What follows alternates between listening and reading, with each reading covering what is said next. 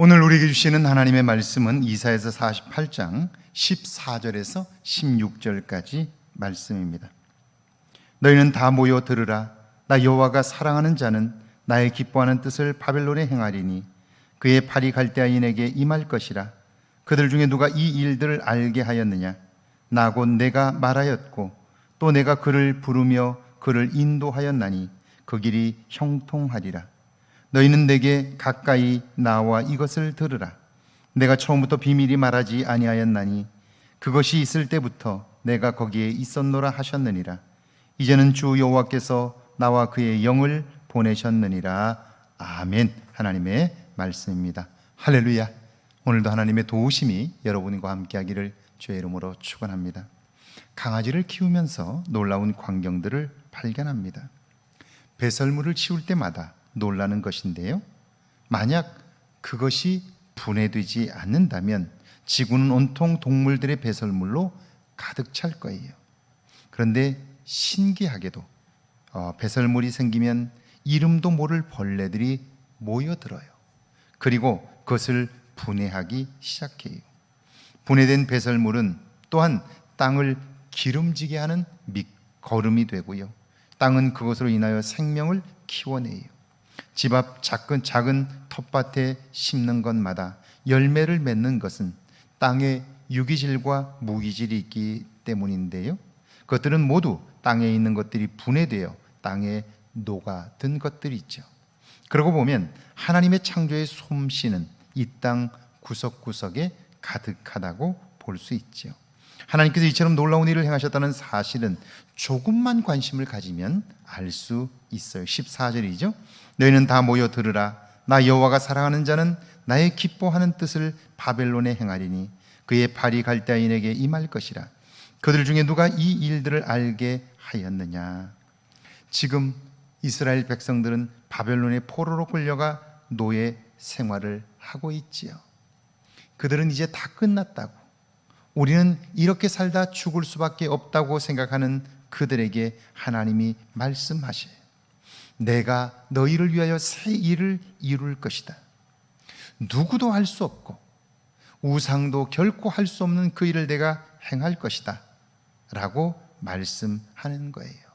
그러면서 하나님이 계획하신 그 새 일은 하나님이 선택한 사람, 하나님께서 준비한 사람을 통해서 그 일을 이루시는데요, 그러니까 하나님은 계속해서 준비된 사람들을 부르고 계시는 거죠. 15절입니다. 나 곧 내가 말하였고 또 내가 그를 부르며 그를 인도하였나니 그 길이 형통하리라. 하나님은 지금도 당신의 마음에 합한 사람들을 부르고 계셔요. 그런데 사람들의 편견은요, 끊임없이 하나님이 하시는 일을 볼 수 없게 만드는 거예요. 여러분 보세요. 동방의 박사들이 예수 그리스도가 탄생한 신비한 별을 보고 그 먼 곳에서 예루살렘까지 왔어요. 예루살렘에 왔을 때 그 별이 문득 사라지자 그들은 당연히 궁궐에서 그 메시아가 탄생할 거라 생각해서 헤롯 궁으로 찾아갔죠. 그런데 헤롯 왕으로서는 청천벽력 같은 소리죠. 이 땅에 메시아가 탄생했다는 것은 자기들의 왕권이 이제 무너진다는 걸 의미하잖아요. 그래서 이스라엘 장로들과 그리고 직책이 높은 사람들을 불러서 물어요. 메시아가 어디에서 탄생하겠느냐? 그러자 학자들은 저 베들레헴에서 메시아가 탄생할 것을 이야기했어요. 그들은 그 사실을 알고 있어요. 자, 그 소식을 들은 동방의 박사들은 그 먼 길을 왔음에도 불구하고 베들레헴까지 다시 가요.